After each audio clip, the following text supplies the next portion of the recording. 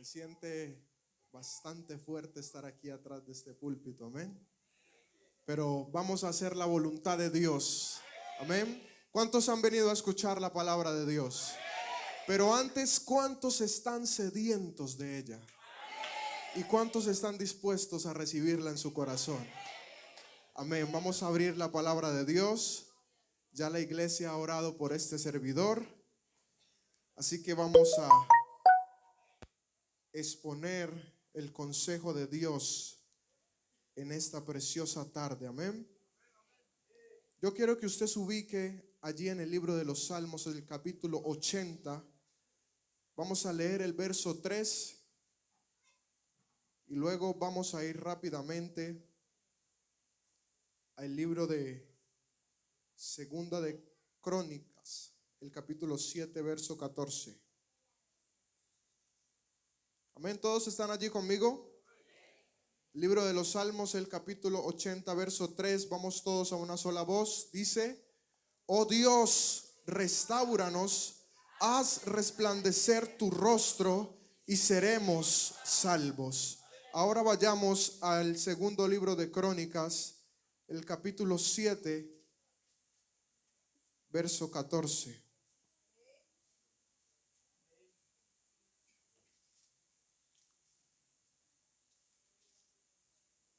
¿Estamos todos allí? Leemos todos a una sola voz también. Si se humillare mi pueblo, sobre el cual mi nombre es invocado, y oraren y buscaren mi rostro, y se convirtieren de sus malos caminos, entonces yo oiré desde los cielos, perdonaré sus pecados y sanaré su tierra. Aleluya. Dando un fuerte aplauso, puede estar cómodo en esta tarde. Hermanos, si quiero dar las gracias a Dios primeramente, las gracias a nuestros pastores y las gracias también a la iglesia por el recibimiento tan especial que nos han dado a mí y a mi familia, y la honra de estar frente a ustedes aquí para predicar la palabra de Dios en esta tarde. Amén. También por la gracia de Dios estamos con la directiva de los jóvenes trabajando sobre el lema trasciende. Amén. Que en pocas palabras es ir más adelante, es avanzar un paso, es cada vez ir un poco más allá de lo que queremos alcanzar en Dios. Amén. Y en esta tarde quiero hablarles un poco de lo que es trascender en la restauración. Amén. Y para hacer una introducción a este tema, quiero iniciar diciendo que podemos mirar en el principio del relato bíblico, en el libro de Génesis, capítulo 1 y 2. Si usted quiere, vaya conmigo al libro de Génesis, capítulo 1 y 2. Podemos mirar cómo nuestro Dios hizo todas las cosas, ordenando cada una en su lugar para pasar a crear especialmente a el hombre. Amén. Creándonos a imagen y semejanza suya, diseñados para convivir eternamente con él. Amén. ¿Cuántos tienen esto claro? Pero miramos, hermanos, que en el capítulo 3 del libro de Génesis, todo da un giro totalmente extremo, sorprendiendo de gran manera a el hombre, pero a Dios nada lo sorprende. Amén. Tanto así que el capítulo termina con la expulsión del hombre del huerto del Edén, perdiendo la naturaleza inicial que el hombre tenía. Antes de comer del árbol, desobedeciendo el mandato de Dios. Amén. Hermanos, en este momento nuestro Dios le da valor a esta palabra, efectuando la primera restauración en el hombre, dejándonos ver en estos 3 primeros capítulos de la Sagrada Escritura el inmenso amor que Dios tiene para con nosotros, y mostrándonos desde el principio que Dios siempre le ha dado la libertad de escoger a el hombre. Amén. Hermanos, Dios nunca nos va a juzgar por algo que no conocemos o no hicimos. Pero por eso Dios siempre nos habla a través de su palabra para que podamos tomar decisiones acertadas y decisiones que convengan a nuestra vida. Y también el Señor Jesucristo nos deja ver la importancia que iba a tener esta palabra después del suceso en el huerto del Edén. Hermanos, ahora miremos lo que significa la palabra restauración. Significa reparación o arreglo de los desperfectos de una obra de arte, edificio u otra cosa. Pero también significa modificación de una cosa para ponerla en el estado o la estimación que tenía antes. Este significado, hermano, nos deja claro que esta palabra solo es aplicable para alguien o para algo que ha perdido su valor. Esta palabra solo es aplicable para alguien que ha olvidado su esencia, alguien que ha perdido de vista su propósito, o para alguien que piensa que por la multitud de sus errores o situaciones en la vida ya no tiene esperanza o alguna posibilidad de encontrar su propósito o su valor o el gozo de su salvación. Pero hermano, en esta tarde Dios me ha mandado a decirte que con el mismo amor y con la misma restauración que Él utilizó en el huerto del Edén con Adán y Eva, con ese mismo amor y con esa misma restauración, Dios quiere restaurar a alguien en este lugar. Yo no sé si usted lo puede creer, pero Dios me ha venido mostrando que alguien necesita ser restaurado, que alguien necesita ser movido y tocado por la mano de Dios.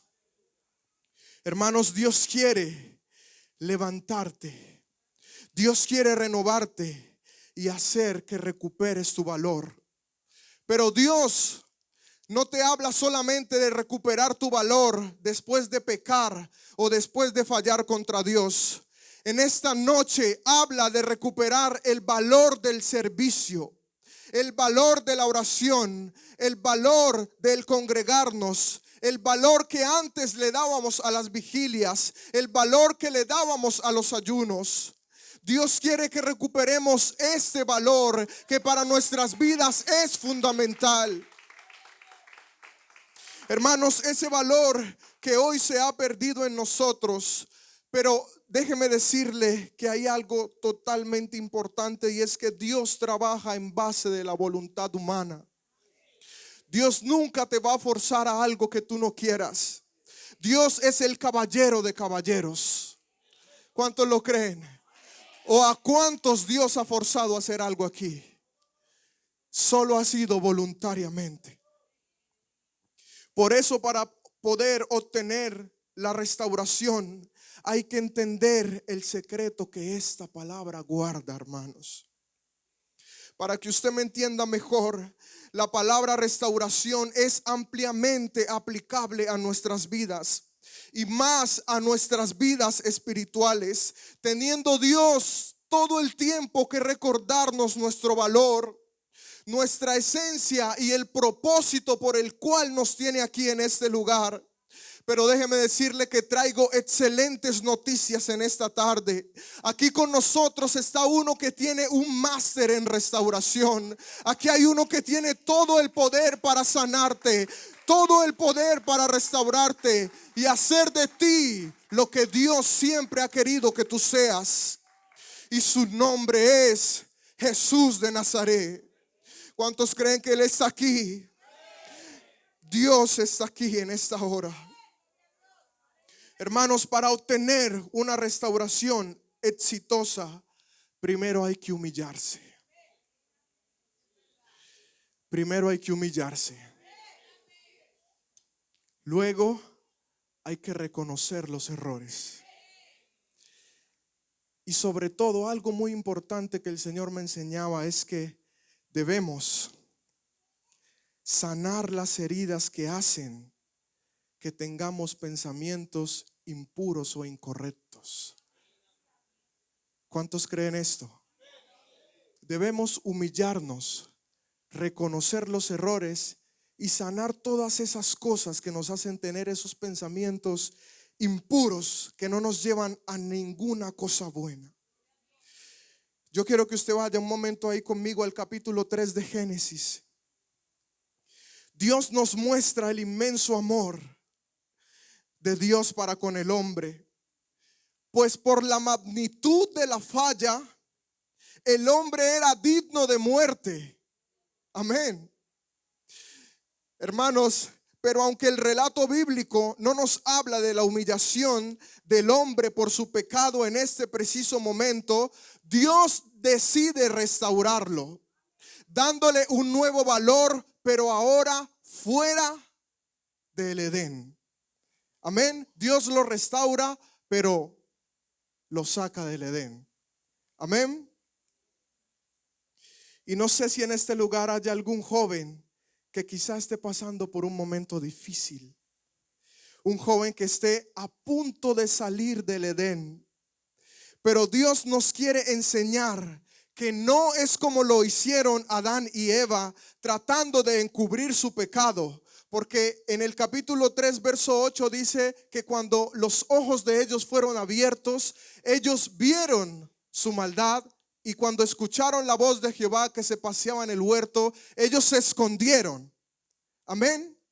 Pero no es de esa manera que vamos a poder ser restaurados. Es humillándonos y reconociendo, es donde vamos a obtener esa restauración que tanto necesitamos. Hermanos, si en esta tarde Dios nos abre sus brazos para todo aquel que voluntariamente pueda reconocer que necesita ser restaurado, reencontrar su valor, su propósito y ser un testimonio del poder restaurador de Dios. Amén. ¿Cuántos creen que Dios tiene el poder para restaurar? Amén, gloria al Señor Jesús. Y quiero hablar, hermanos, de 3 jóvenes en los cuales Dios trabajó la restauración a lo largo de sus vidas. Y el primero es José. ¿Cuántos conocen la historia de José? En el libro de Génesis, vamos un poco más adelante, pasamos del capítulo 3 y nos vamos al capítulo 37. Nos relata la Sagrada Escritura el proceso por el cual José tuvo que pasar para que Dios pudiera restaurar su carácter. Quizá todos conocemos el José gobernador. Quizá todos conocemos ese José del cual la Biblia lo relata como el soñador. Pero pocos hemos entendido el por qué Dios lo tuvo que llevar al desierto como esclavo. José ciertamente es escogido por Dios para ser el salvador de muchas naciones por la sequía que en ese entonces se iba a avecinar en la tierra. Pero José había sido criado con un amor excesivo de parte de su padre, formándole un carácter que a Dios no le agradó.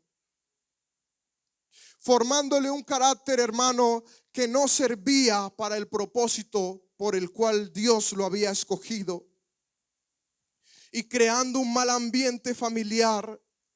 José no era culpable de haber nacido en la vejez de su padre y ser el predilecto, pero sí fue culpable de mantener ese carácter, ya teniendo conciencia de que el hacer esto estaba trayendo inconvenientes en su familia.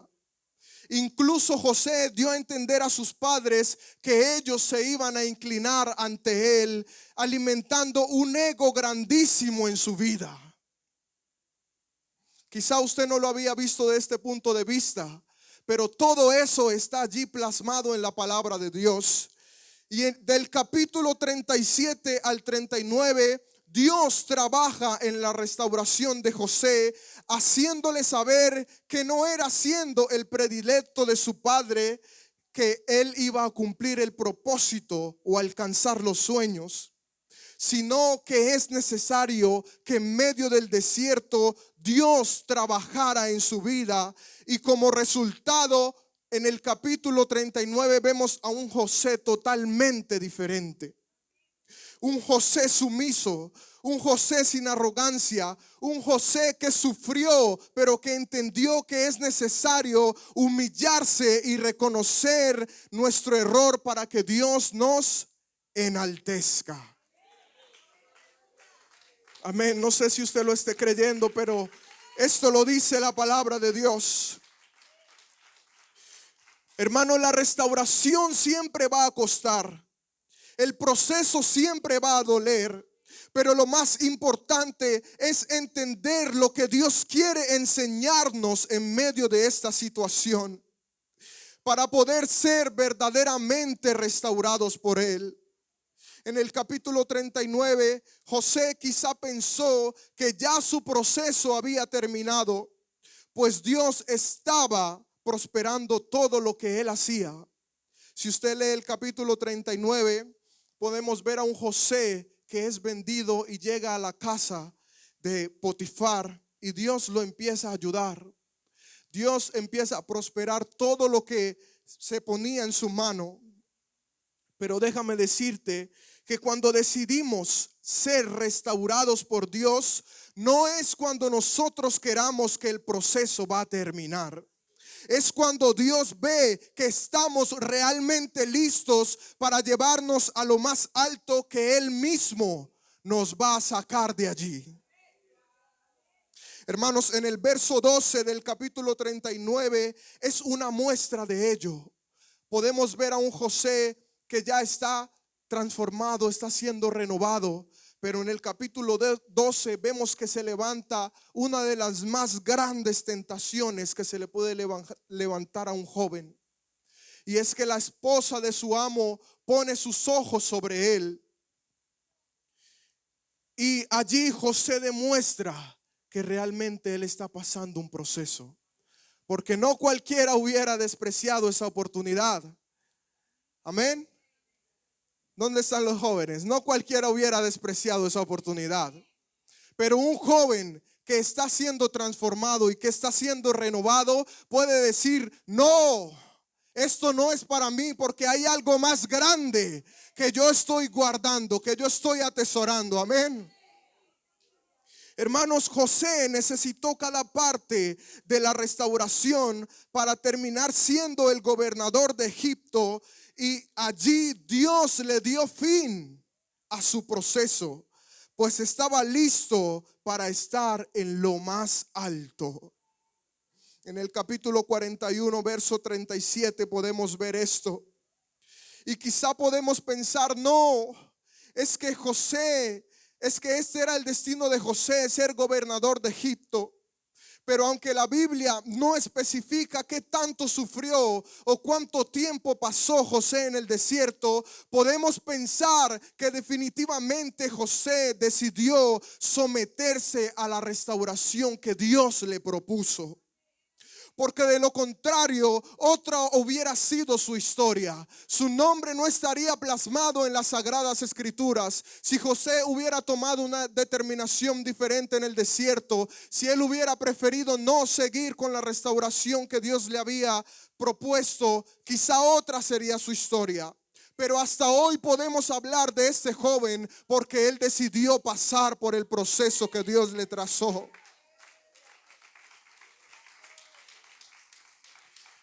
Hermanos, y digo esto porque somos muy dados, y hablo de los jóvenes, somos muy dados a poner la mirada en el hombre y no en el que usa el hombre. Podemos ver que José fue grande, que fue restaurado, y decimos: no, es que Dios ya lo había escogido, estaba determinado para esto. No, pero si él no decide ponerse en el camino, otra hubiera sido la historia. Amén. No pongamos tanto la mirada en José, pongamos la mirada en quien usó a José. Eso es lo que nosotros debemos entender.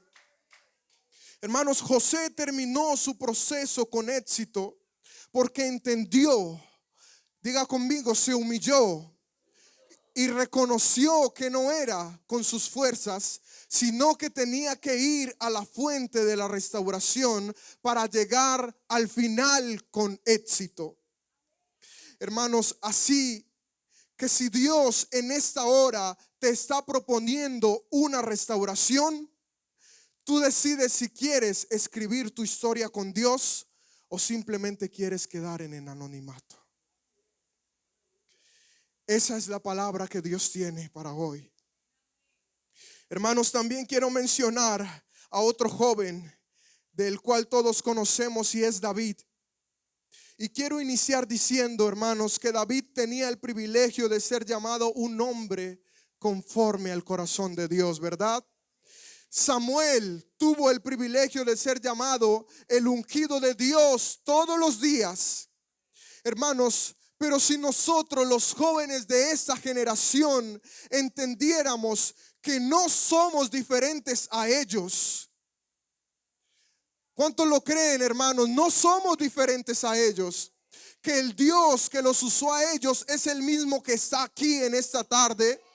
Que ellos también vivieron en su época momentos difíciles, incluyendo amenazas de muerte, pero que entendieron que la única forma, escúcheme bien, hermano y joven, la única forma de lograr obtener esos distintivos es corriendo a la fuente que es nuestro Dios. Estoy seguro que si nosotros entendiéramos esto, aquí en Zaragoza se diría: mira, esos jóvenes son conforme al corazón de Dios. Mira, esos jóvenes están ungidos. Mira, esos jóvenes tienen algo especial. Dios los usa de gran manera. Hermanos, eso es lo que Dios quiere que entendamos. Pues para nosotros está profetizado en el libro de Ageo, el capítulo 2, verso 9. La gloria postrera de esta casa será mayor que la primera, dice Jehová de los ejércitos. Oh, santo Dios. En el primer libro de Samuel, el capítulo 15, si me lo pueden proyectar allí, por favor. Primer libro de Samuel, el capítulo 15. Dice, después Samuel dijo a Saúl: Jehová me envió que te ungiere por rey sobre su pueblo Israel. Ahora pues esté atento a las palabras de Jehová. El siguiente, por favor. Así ha dicho Jehová de los ejércitos: yo castigaré lo que hizo Amalek a Israel al oponérsele en el camino cuando subía de Egipto. Podemos notar, hermanos, que en este capítulo 15 Dios le da una ordenanza a Saúl y Saúl desobedece la palabra de Dios. Mientras Saúl hacía de las suyas, hermanos, había un niño que iba creciendo y que Dios lo estaba preparando en el anonimato, usando un rebaño de ovejas para forjar un guerrero. Hermanos, entendiendo que siempre habrá un tiempo de preparación donde nadie te ve. Quizá aquí hay jóvenes que en la intimidad predican tremendos sermones, cantan tremendas alabanzas, escriben salmos, se ven como pastores, como evangelistas. Y Dios en esta tarde les dice: no tengas en poco eso que haces allí en lo oculto, porque en algún momento Dios te llevará a lugares donde nunca pensaste llegar, porque fuiste preparado en lo íntimo, y tu Padre que está en lo secreto, Él te recompensará en público. Hermanos, el proceso de David no fue para nada fácil. En muchas ocasiones David precisó ser restaurado por la mano poderosa de Dios desde su temprana edad. Podemos ver allí en el primer libro de Samuel, el capítulo 16, del 10 al 13. ¿Me lo puede poner allí, por favor? Primer libro de Samuel, el capítulo 16, del 10 al 13. E hizo pasar Isaí 7 de sus hijos delante de Samuel, pero Samuel dijo a Isaí: Jehová no ha elegido a estos. El siguiente, por favor. Entonces dijo Samuel a Isaí: ¿son estos todos tus hijos? Y él le respondió: queda aún el menor que apacienta las ovejas. Y dijo Samuel a Isaí: envía por él, porque no nos sentaremos a la mesa hasta que él venga aquí.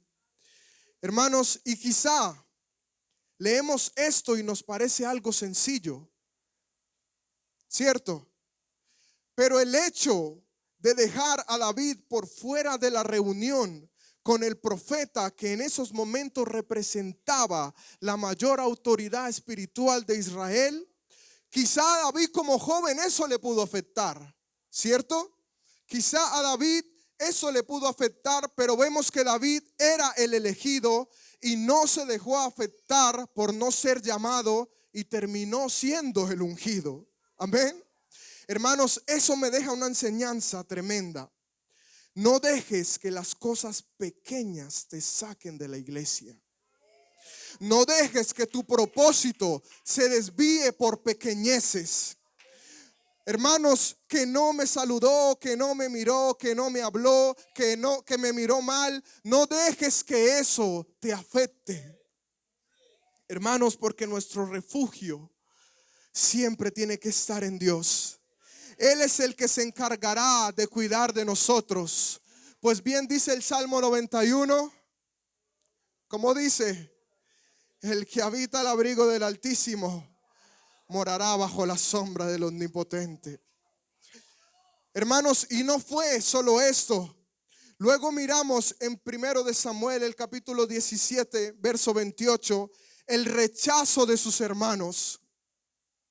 Y en el capítulo 33 vemos el rechazo del rey. Luego vamos más adelante y en el capítulo 19 David es perseguido como el mayor enemigo de Israel. Y todo esto solamente, hermanos, en su juventud, acechando su vida todos los días con 3 intentos de asesinato directamente del rey. Hermanos, puedo creer que David tuvo que ser restaurado en esos aspectos para poder llevar a cabo el propósito de Dios en su vida. Hermanos, pero cuando estamos nosotros cerca de Dios como lo estaba David, Dios se encarga de ir moldeándonos. Dios se encarga de restaurar aquellas cosas que nos hacen tener pensamientos impuros o pensamientos incorrectos. Porque déjeme decirle que todas estas situaciones solo se prestan para eso, para tener pensamientos impuros o incorrectos. Pero más adelante en el capítulo 24 y 26 vemos a un David perdonando la vida de Saúl. Un hombre que lo acechaba día y noche. Un hombre que lo había querido matar de frente de su familia. Certificando, hermanos, allí que Dios trabajaba continuamente en David. Porque para que este hombre perdonara la vida de Saúl así como así, tenía que ser que Dios estaba trabajando en su vida. Amén. Hermanos, pero luego llegamos al punto de quiebre, que es la vida sentimental de David. Después de que es coronado rey de Judá, somos conscientes que el rey tenía el derecho a tener muchas esposas y concubinas, pues era su derecho como rey. Pero en este caso debemos entender hasta qué punto era un derecho y en dónde se convirtió en un error para David. Cuando David mata a Goliat en 1 de Samuel, el capítulo 18, del 6 al 7, el texto menciona 2 veces que fueron solo mujeres las que celebraban la victoria que finalmente causaron, hermano, la envidia de Saúl hacia David. Y vemos en 1 de Samuel, capítulo 18, verso 27, Saúl entrega a Mical a David por lograr una hazaña en el campamento filisteo. Y luego David es exiliado de Israel y David toma por mujer a Ainoa jezreelita. Más adelante toma a Abigail, la que era mujer de Nabal. Luego toma a Maaca, hija de Talmai, rey de Jesur. Luego toma a Git. Luego toma a Abital y luego a Elga. Y podemos ver que hasta ahí aparentemente no hay ningún problema. David podía como rey tomar cualquier mujer soltera para hacerla su esposa o concubina. Hasta que llegamos al segundo libro de Crónicas, el capítulo 11, donde está el punto de quiebre. Donde podemos aplicarle a David el texto en 1 de Corintios, donde dice: todo me es lícito, mas no todo me conviene. Todo me es permitido, mas no todo me edifica.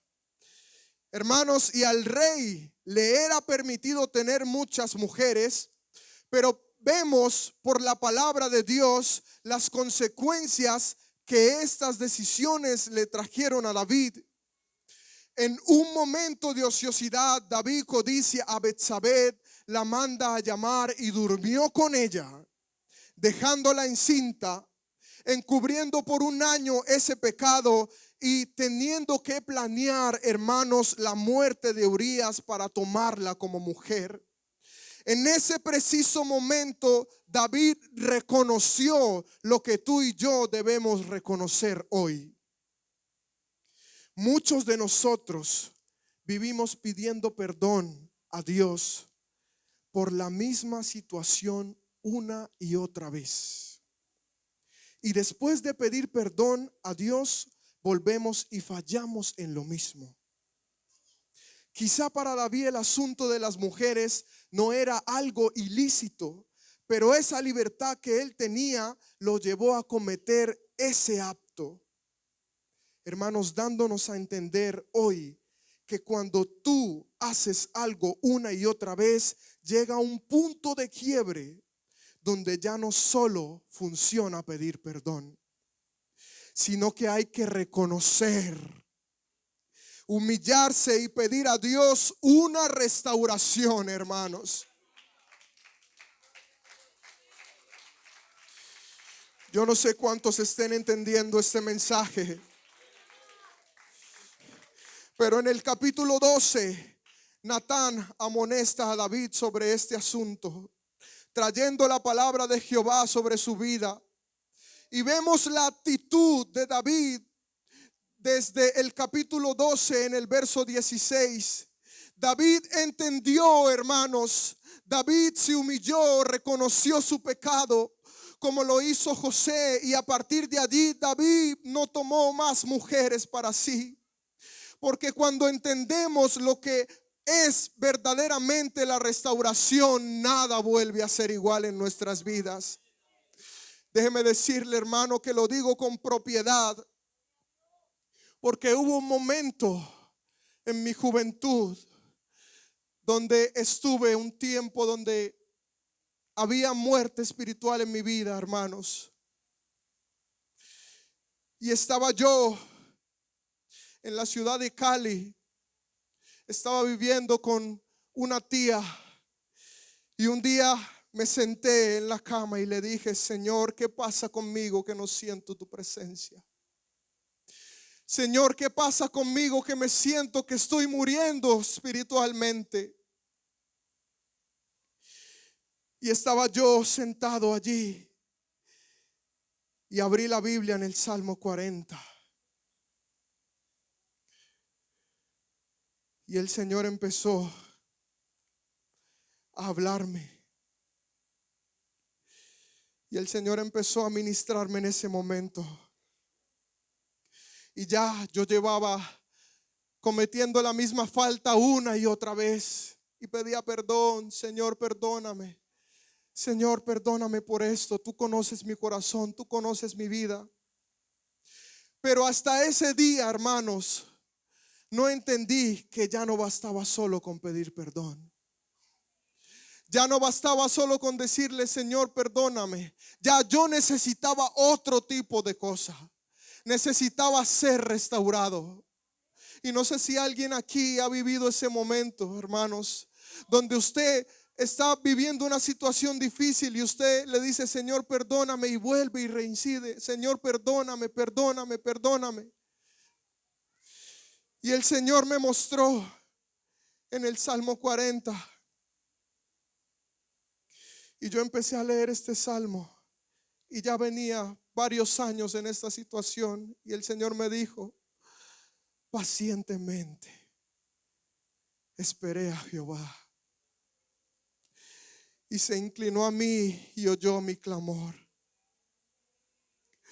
Pero esto solo pasó, hermano, porque yo reconocí que ya no necesitaba solo pedir perdón. Yo reconocí que necesitaba algo más.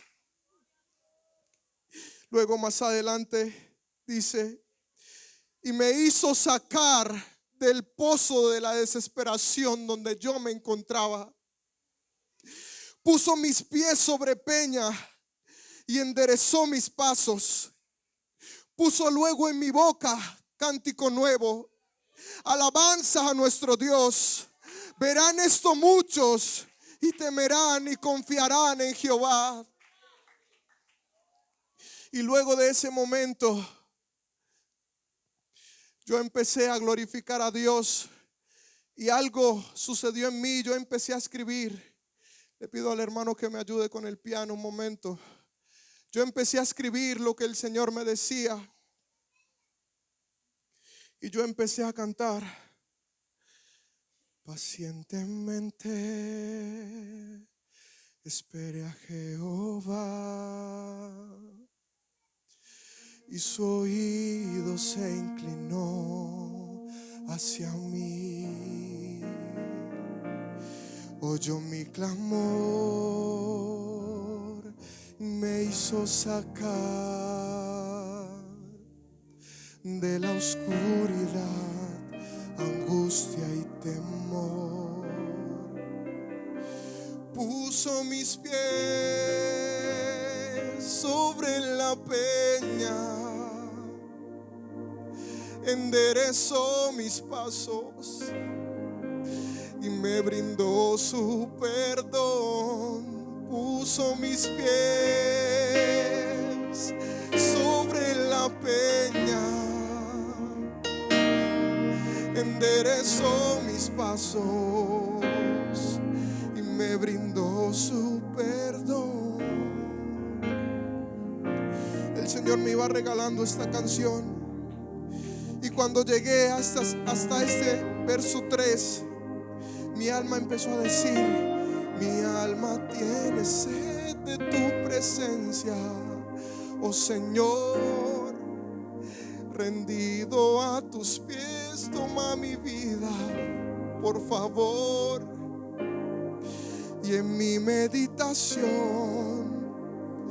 un fuego se encendió. Y la respuesta de Dios, hermano, fue: me dijiste, hijo mío, hoy estoy aquí. Has fallado, pero nunca me olvidé de ti. Estaba esperando que vinieras hoy aquí para restaurarte y volverte a bendecir. El Señor me dijo: he escuchado las plegarias de tu corazón, han llegado hasta mi trono y hoy te doy perdón. Pero ¿sabe qué me dijo? Ya no caigas, no desmayes, dice el Señor. Estoy a las puertas, no juegues más, por favor. Eso me dijo Dios en ese momento. También me dijo: soy tu creador, el que te diseñó. Desde antes tuve un plan para tu salvación. Vine a morir para darte la redención. Sin embargo, no valoras todo mi dolor. Dame hoy tu corazón, no lo ocultes más. He venido hoy para tu vida restaurar. Y me hablaba de restaurar. Ven y limpia tus vestidos hoy en el altar. Estoy a las puertas, no habrá otra oportunidad. Me lo dijo. Me lo dijo así y eso es una canción.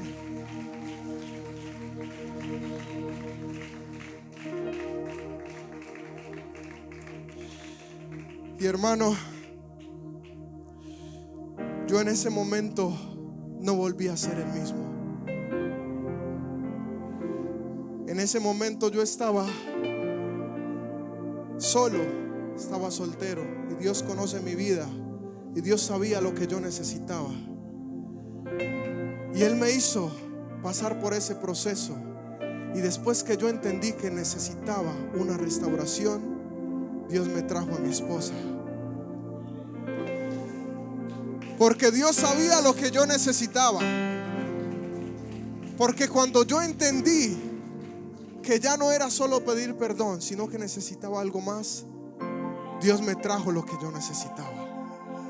Porque así es nuestro Dios. Dios te da lo que tú necesitas. Luego de allí el Señor empezó a bendecirnos. Y esto lo digo no para vanagloriarme, sino porque Dios ha sido bueno conmigo. Dios de allí me dio una casa para vivir con la esposa que Él me había dado. Me dio una moto para llevar a la esposa que Él me había dado.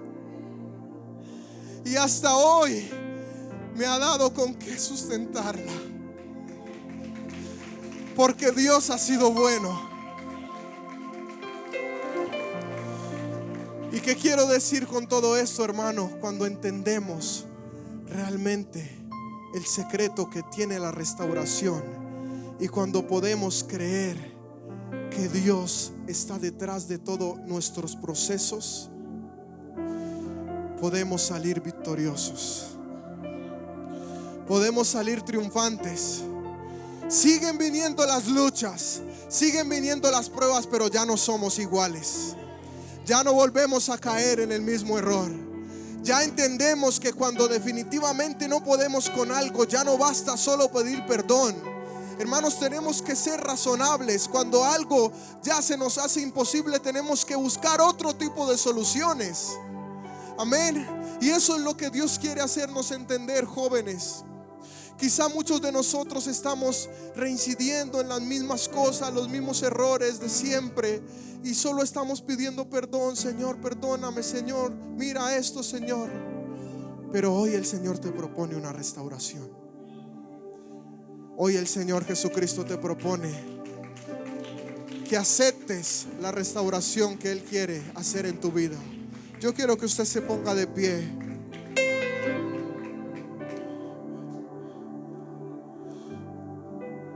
No sé si algún joven pudo entender este sencillo mensaje. No sé si alguien quiera pasar a este lugar. Pero Dios quiere hacer algo especial en la juventud de Zaragoza. Dios quiere hacer algo especial con cada uno de nosotros. Solo basta que le creas a Dios.